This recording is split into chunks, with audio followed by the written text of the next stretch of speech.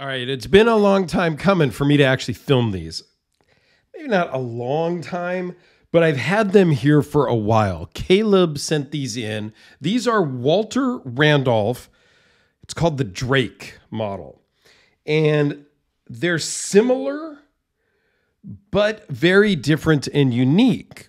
But they're close enough. I didn't want to do a video just on this one and then a separate video just on this one. I thought that's kind of cheesy and hokey, just trying to get views and content and whatnot. Now, that being said, yes, I do a video every day, so I do need to have content, but I try to make it something interesting and not just ramble just to ramble.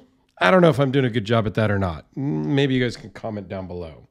So Walter Randolph, full-time knife maker out of Colorado Springs. I actually met him at California Custom Knife Show maybe 5 years ago now. It's been a while. Hung out with him, my buddy Joseph, Edison from Shark Nivco, Edison's brother, Victor. Like, it was a good time. Went out to dinner, closed down the bar. Oh boy, good time. And we'll just say what happens at the show stays at the show. So when Caleb reached out to me, who's a viewer and Instagram follower, and if you're not following me on Instagram, you're missing out. That's all I'm going to say. There's a link down below. He reached out and asked if I'd want to check these out. And I said, abso-freaking-lutely. All right, so what we've got here is two versions of the same knife, which I think is really cool for makers to do, right? Still both customs. A lot of times we've seen, you know, a custom version and a production version, which is equally cool, right? I mean, it makes this model affordable and obtainable to people. So I think that's cool to do that. But I also think it's cool to give varying options on the same knife. So we've got a liner lock and we've got a frame lock. We've got some Damascus and some fanciness on this one. We've got carbon fiber over here with more of a bent deep carry clip. Both clips work really well. I was afraid this one was going to be too tight, but actually I think it works maybe a little bit better than this milled clip. But they're very similar. The feel in the hand is a little different because they are slightly thinner, okay? Because it's a frame lock, not a liner lock. Typically your liner locks are going to be a little thicker just by design, just the nature of the fact that the lock is hidden inside. Usually it's a little bit thicker, okay?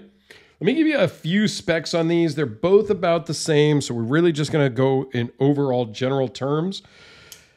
Just a hair under 4 3/4 closed.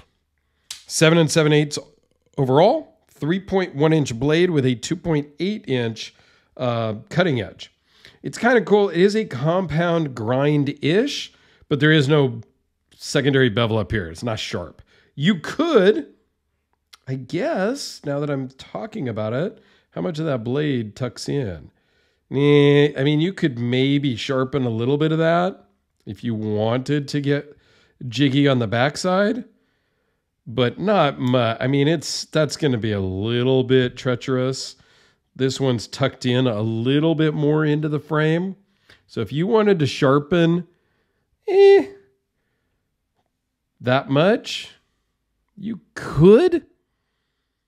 Don't know what that gains you exactly, but you'd sharpen just a little bit of that tip. That could be a thing. Where was I? The edge, 2.8 inches. Blade steel, I'm not sure what these are. So it's kind of irrelevant on custom knives anyway. This one weighs in at 7.3 ounces with the liner lock and the carbon fiber. This guy is 6.9. Overall thickness is a little different. 0.63 minus the clip and 0.460. They both run on IKBS bearings, which is super cool. IKBS is super proud of their bearings. I think it is actually a requirement to put IKBS somewhere on the knife because they're just that proud of their bearings. Okay, whatever. I like the fact that it's different sides of the blades per knife. I think that speaks to the handmade custom features of the knife when they're not always exactly the same. When you have custom knives, they're just not going to be. Yes, they've got some templates. Yes, they've got some, specs that they're going to build to, but each knife comes out unique. Sometimes the behind the edges are different because he sharpened them different that day. Sometimes the blade thicknesses are different. There's a lot of variables, and I think that's the cool part about custom knives. I think this is just kind of a beefy, chunky, badass style knife. I don't know which one I like better. I like aspects of both. I love carbon fiber, and I love kind of this blasted, dark etch blade. However, I like the pop of the Damascus collars, the Damascus clip. So maybe just a hair of pop on this guy that has a little bit of like a brass backspacer, where this one has the Damascus backspacer. I don't know. I'm torn on which one I like better. I do wish that the screw heads either went all the way through and screwed in from both directions, or it was just hidden hardware on this side. Like that he didn't drill all the way through and then thread. I know there's a little bit more work and effort involved in that, but that's just a preference of mine. You may have a different preference, and that's okay. That's the beauty of collecting, is we can all like different things. Let me give you just a couple of quick size comparisons with the Sharpie and the Spyderco Delica. Since I pulled out the Hellraiser, let's give you a shot next to the custom Black Death series Hellraiser with my fingerprints on the zirconium.